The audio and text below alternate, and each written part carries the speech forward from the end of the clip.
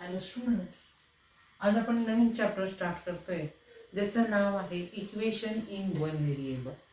Actually तुम्ही previous स्टँडर्डला शिकलेला one variable of equations म्हणजे काय, you know about that is a equation having only one variables. म्हणजे इक्वेशनमध्ये कोणता तरी एकच व्हेरिएबल असतो, त्याला म्हटलं तर for example 3x+4 is equal to 6. म्हणजे याच्यामध्ये फक्त एकच व्हेरिएबल्स आहे, म्हणून इक्वेशनला म्हटलं जातं इक्वेशन इन वन व्हेरिएबल्स. आता हे J for solving this equations, suppose हे इक्वेशन आपण जर सॉल्व केलं आणि जे सोल्युशन जे येतं त्याला जी व्हॅल्यू येते एक्सची, तिला म्हटलं जातं सोल्युशन ऑफ द इक्वेशन. आता हे इक्वेशन आपण सॉल्व करताना कशा पद्धतीने आपण हे सोडवायचं आहे, solution of the equation variable कसं काढायचं आहे ते आपण बघणार आहोत. आता ह्याच्यामध्ये काही प्रॉब्लेम सोडवून दिलेले आहेत, ते मात्र आपल्याला सोडवायचे नाही आहेत. आपण एक्सरसाइजमध्ये डायरेक्ट घेणार आहोत. पहिला एक्सरसाइज बघणार आहोत, प्रॅक्टिस सेट 12.1.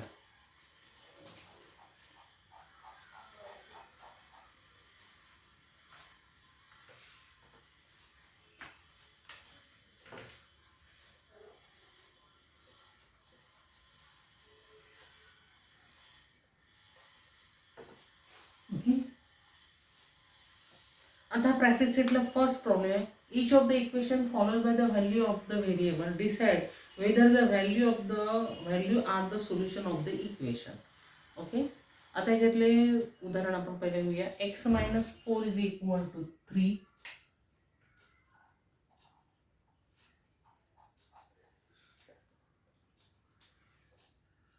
एक्सच्या व्हॅल्यू दिले -1, 7, -7.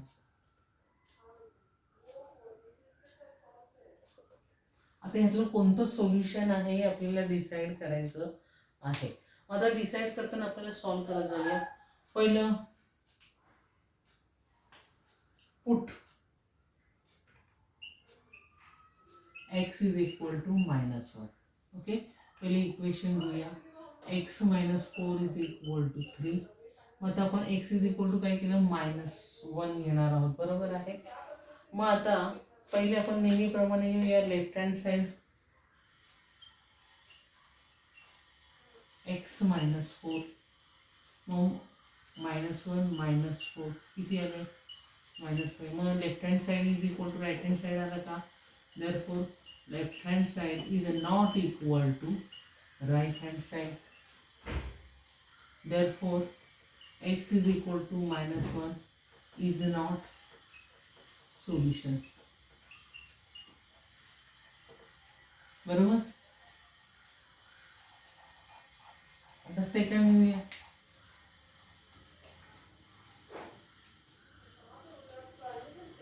तीन भाग करून करूया, ठीक आहे ना, मी समजूया. Put x is equal to 7.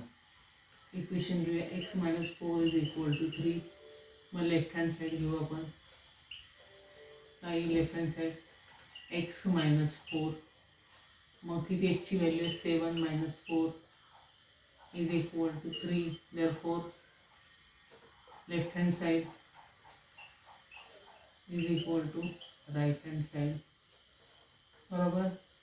therefore x is equal to 7 is the solution of the equation. Okay, मग आता x is equal to -7. put x is equal to -7. Equation आहे x-4 is equal to 3. मग put करूया left hand side x-4 -7 -4. आता दोन्ही sine same म्हणजे आपण काय करतो, बेरीज. 7 + 4 11 आणि साईन कोणतं, -11. therefore left hand side is not equal to right hand side. therefore x is equal to -7 is not solution of equation. आणि लक्षात कसं सोडवते समजलं सगळ्यांना. म्हणजे आपण काय केलेलं आहे, प्रत्येक वेळेला व्हॅल्यू पुट डाऊन करून बघितलेली आहे आणि बरोबर येते का नाही ते बघितलेलं आहे. मग कोणतं solution, x is equal to 7 of the solution of the equation. आता हा जो प्रॅक्टिस सेट वगैरे घेतला तर क्वेश्चन 1 मधला चौथा प्रॉब्लेम कॅन्सल आहे.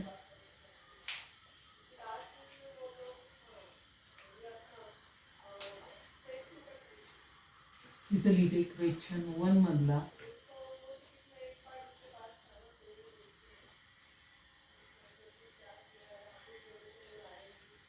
आलं लक्षात.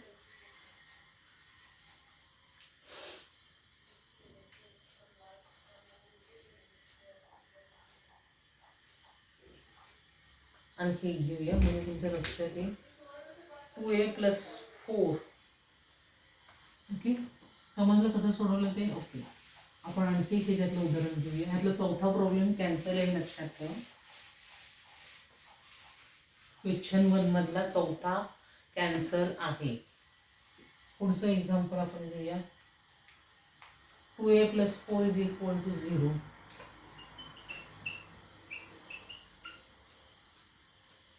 च्या व्हॅल्यू a = 2 - 2 1.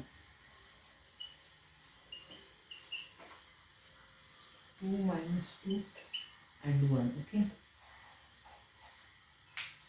मग आपण सॉल्व करायला घेऊया. मग पहिलं घेऊया पुट x a = 2.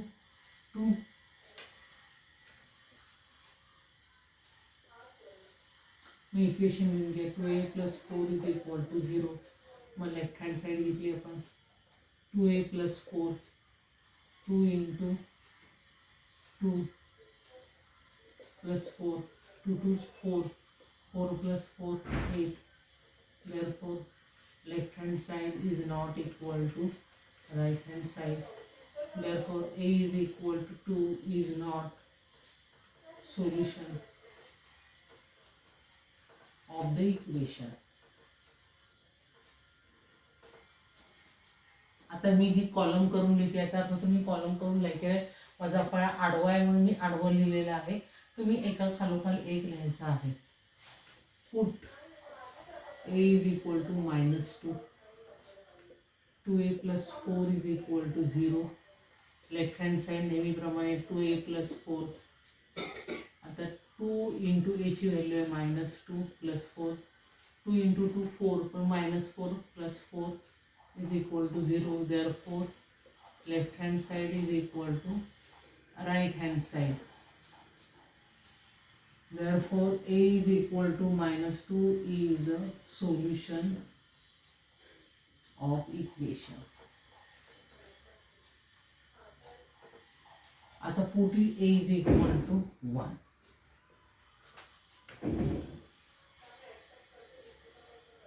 नहीं प्रॉब्लेम ये 2a + 4 = 0. Left hand side 2a + 4 बरोबर. मग आता a ची व्हॅल्यू पुट डाऊन करू आपण.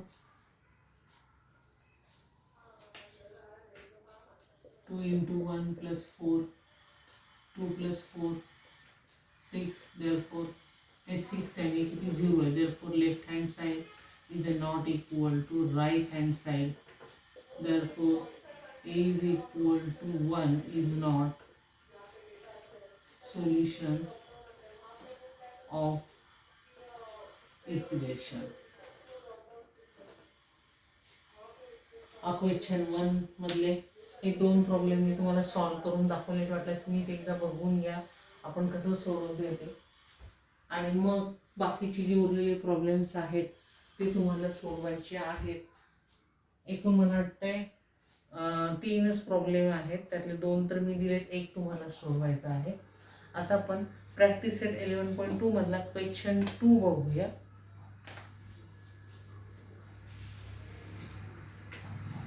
आता 2 मधले कोणकोणते कॅन्सल झाले ते मी सांगते तुम्हाला.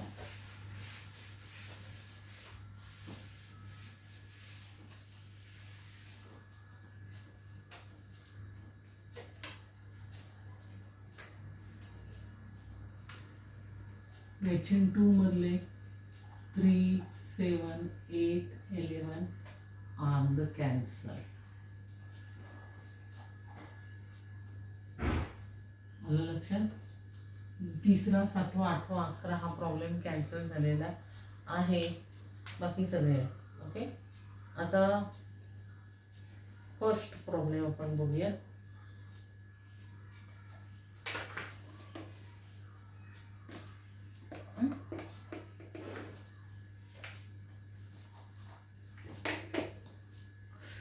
Solve the following equations. 17p minus 2 is equal to 49.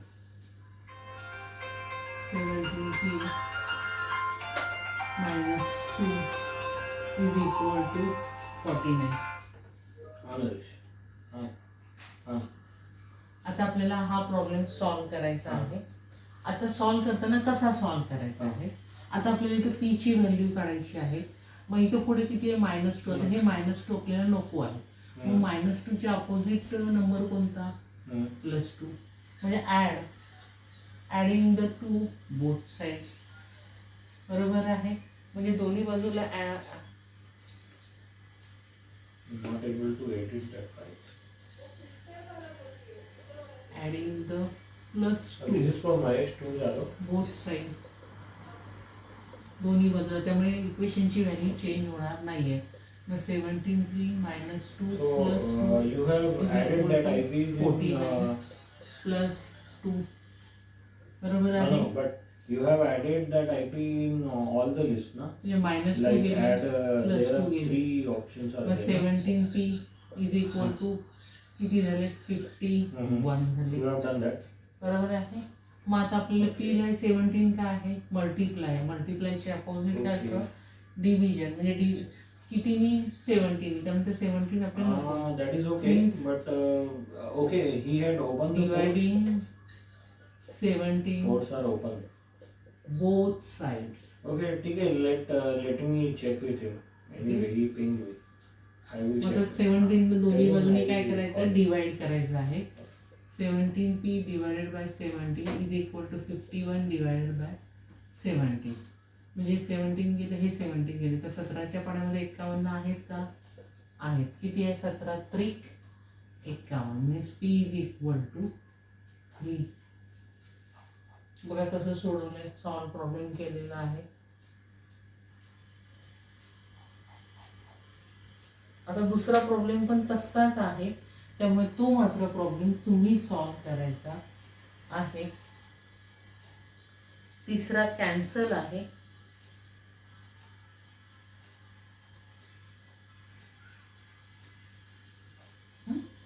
त्यामुळे तिसरा कॅन्सल आहे. मग मी चौथा दाखवते तुम्हाला. समजलं हे कसं सोडवलं. ओके, आता आपण चौथा बघूया.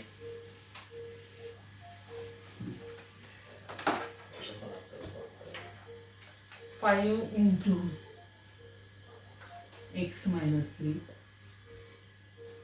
is equal to 3 bracket में x plus 2. ओके, आपला प्रॉब्लेम आहे.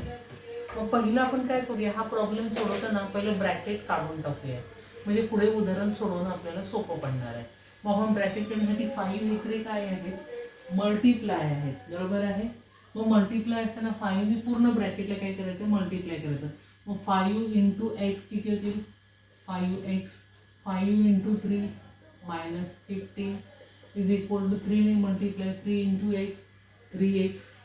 3 इंटू 2 6. म्हणजे आपण पूर्ण ब्रॅकेट काय केलेली आहे काढून टाकलेली आहे.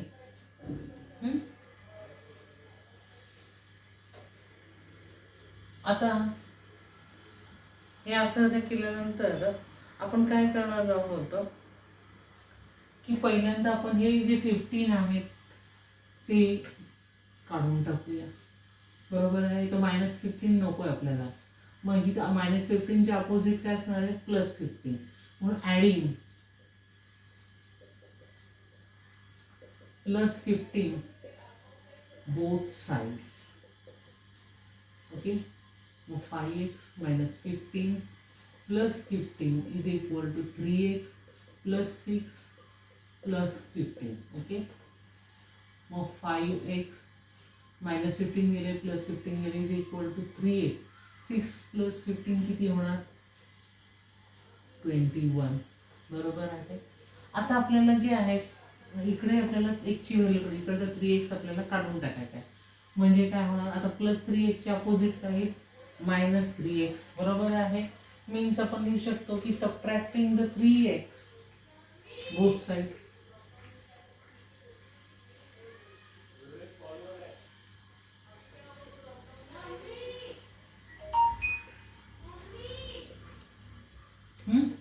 मग 5x minus 3x is equal to 3x minus 3x plus 21. 5x minus 3x 2x is equal to हे 3x गेले हे 3x गेले म्हणजे उरले किती 21 बरोबर आहे. मग आता ह्यात एक्सला 2 काय आहे मल्टिप्लाय आहे.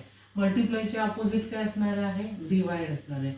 Means dividing 2 both the sides.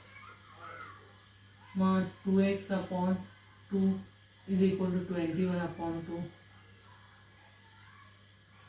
Therefore x is equal to 2 गेले 21 upon 2. आलं लक्षात. बघा पुन्हा एकदा हे गणित कसं सोडवलेलं आहे हे पुन्हा एकदा तुम्ही चेक करा.